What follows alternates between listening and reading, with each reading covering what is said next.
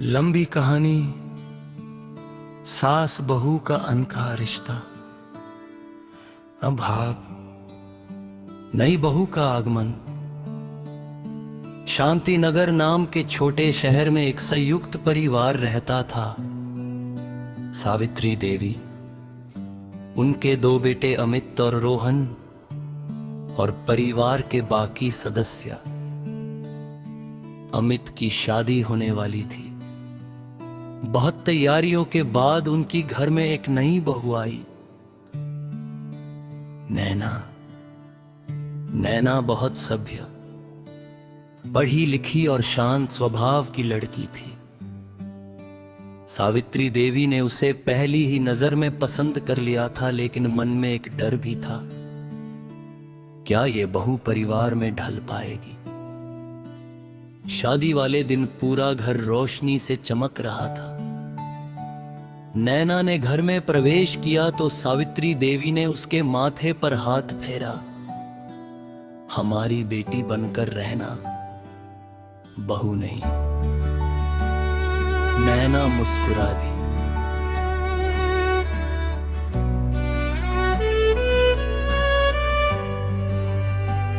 उर्भाग रिश्तों की शुरुआत। पहले कुछ दिन बहुत अच्छे निकले।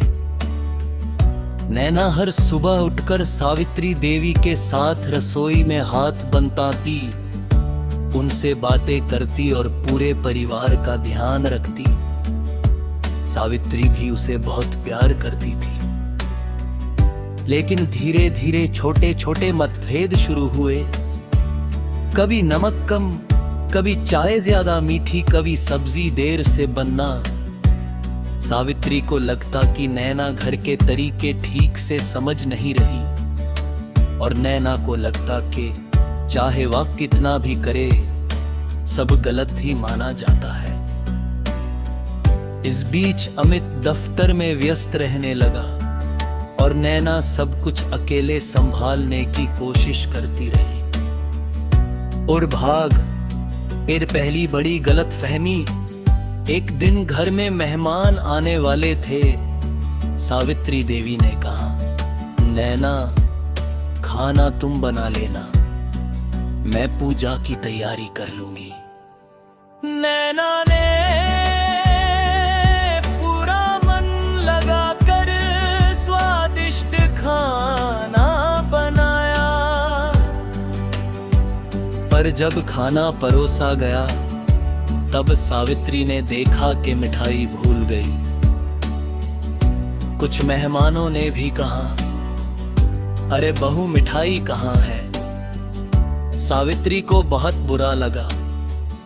उन्होंने गुस्से में कहा, इतना बड़ा घर है, थोड़ी सी जिम्मेदारी भी नहीं संभलती तुमसे। नैना चुप हो गई। वो रोने लगी, लेकिन किसी ने नहीं देखा। उस रात नैना और सावित्री दोनों बिना खाए सो गईं। एक के मन में दुख, दूसरी के मन में अपराध बोध। और भाग हार दूरियां बढ़ती हैं। अब नैना सावित्री से दूरी बनाने लगी।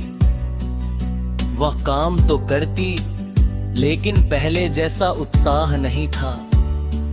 सावित्री भी सोचती, अब बहू बदल गई है। अमित ने पत्नी में बदलाव देखा, पर वह समझ नहीं पाया कि सास बहू के मन में क्या चल रहा है। घर का माहौल भारी होने लगा। और भाग पजा मोड़। एक दिन सावित्री देवी की तबीयत अचानक खराब हो गई। उन्हें अस्पताल ले जाना पड़ा। सावित्री को लगा कि शायद नैना नहीं आएगी, पर जैसे ही उन्होंने आंखें खोली, नैना उनके सिराने बैठी थी, हाथ पकड़े, आंखों में चिंता लिए। नैना ने कहा, मां जी, अगर मैं कभी आपको दुख पहुंचा बैठी तो माफ कर दीजिए। आप ही तो मेरा अपना घर है। सावित्री की आंखों से आंसू बह निकले।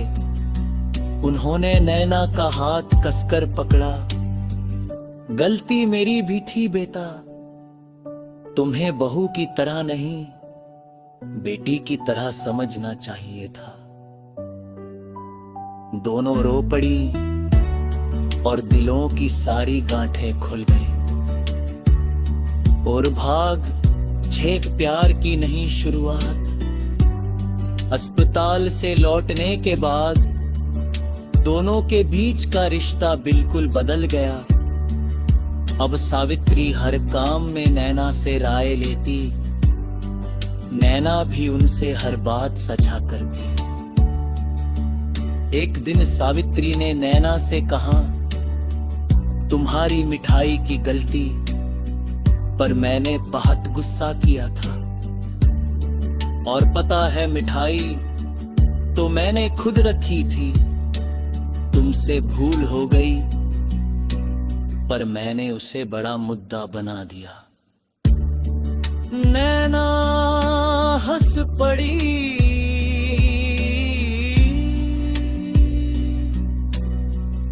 माँ जी अब हम मिलकर मिठाई बनाएंगे। सावित्री ने उसे गले लगा लिया। उड़ भाग शब्द परिवार की पहचान। अब घर में खुशियां वापस आ चुकी थी। जहां पहले छोटे छोटे ताने थे वहां हंसी थी। जहां दूरी थी वहां अब प्यार था। अमित ने भी एक दिन कहा, माँ बहू नहीं, आपने घर को एक बेटी दी है। सावित्री ने गर्व से कहा, बहू तो नियम से आती है लेकिन गिरती दिल संभलती है। पर तेरे नैना ढीले दिल की बेटी है।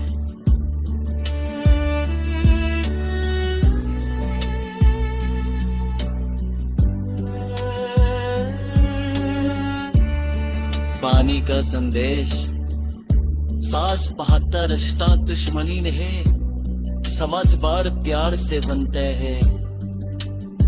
कभी कभी एक छोटी सी बात पर एक दर्द फहनियों बहुत जन्म लेती है।